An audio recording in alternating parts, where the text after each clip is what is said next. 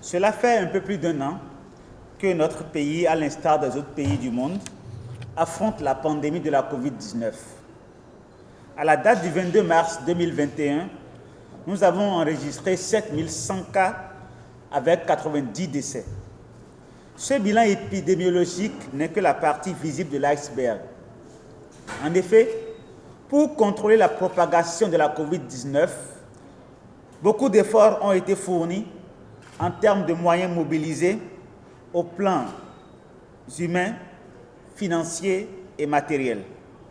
À cela, il faut ajouter les préjudices et douleurs ressentis par les malades, leurs parents et leurs proches, sans compter les pertes économiques.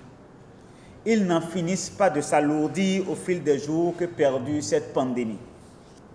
Néanmoins, il faut reconnaître que c'est au prix de ces sacrifices que nous avons pu limiter les conséquences de la Covid-19. Si nous voulons, dans un proche avenir, conjuguer au passé cette pandémie et renouer avec un mode de vie normal, la vaccination apparaît comme la seule alternative solide et durable. En effet, grâce aux prouesses scientifiques réalisées en quelques mois, l'arsenal thérapeutique mondial s'est étoffé de différents vaccins offrant des moyens de protection de la population contre les formes graves de la maladie et permettant ainsi d'en réduire la morbidité et la mortalité. Mesdames et messieurs, grâce à l'initiative COVAX portée par Gavi, l'Alliance mondiale du vaccin, l'Organisation mondiale de la santé et l'UNICEF, au partenariat avec la République populaire de Chine, mais également grâce à nos propres efforts, le Bénin a acquis plusieurs milliers de doses de ces vaccins contre la Covid-19. Tous ces vaccins contre la Covid-19 retenus par le Bénin ont préalablement fait l'objet d'une étude minutieuse par les comités techniques compétents qui se sont assurés de la fiabilité des données d'efficacité, de qualité et de sécurité disponibles sur ces vaccins. Il est vrai qu'à la faveur des campagnes massives de vaccination qui s'observent à travers le monde entier, quelques manifestations indésirables apparues concomitamment à la vaccination ont été notées ici et là. Je tiens à rassurer la population que sur la base des vérifications faites par les autorités sanitaires internationales, notamment l'Organisation mondiale de la santé et l'Agence européenne du médicament, les avantages conférés par la vaccination sont largement supérieurs aux risques que l'on peut encourir.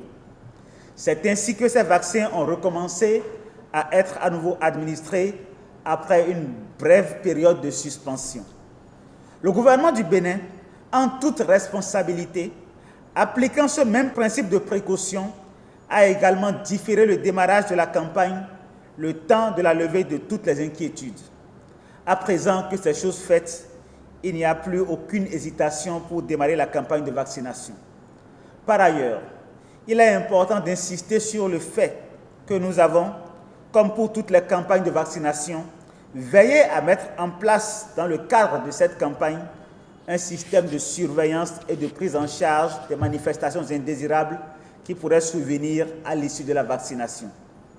Les agents de santé sur les sites de la vaccination ont été formés en vue de minimiser et prendre en charge tout risque potentiel qui pourrait survenir.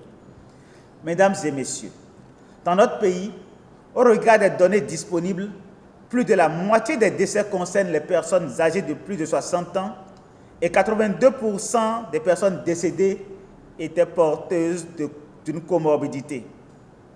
Les personnels de santé en première ligne sont les plus exposés.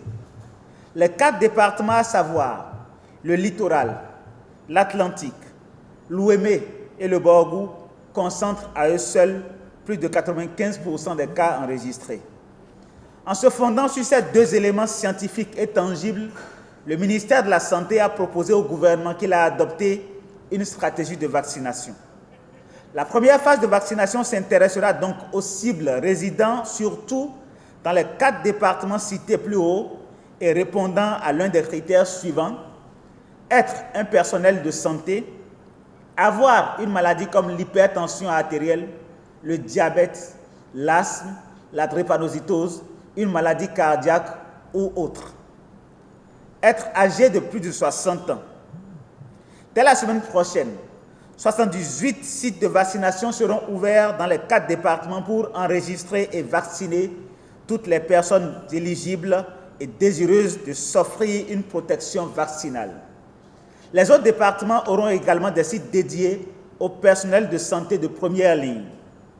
Je voudrais inviter et encourager toutes les personnes éligibles à se rendre sur les sites qui seront communiqués par voie de presse pour recevoir des informations plus précises. Des agents de santé dédiés vont se rendre disponibles pour les renseigner et les guider. Je voudrais enfin rassurer l'ensemble de la population que d'autres livraisons de vaccins sont attendues et nous permettront de couvrir progressivement l'ensemble de la population. Nul ne sera laissé pour compte.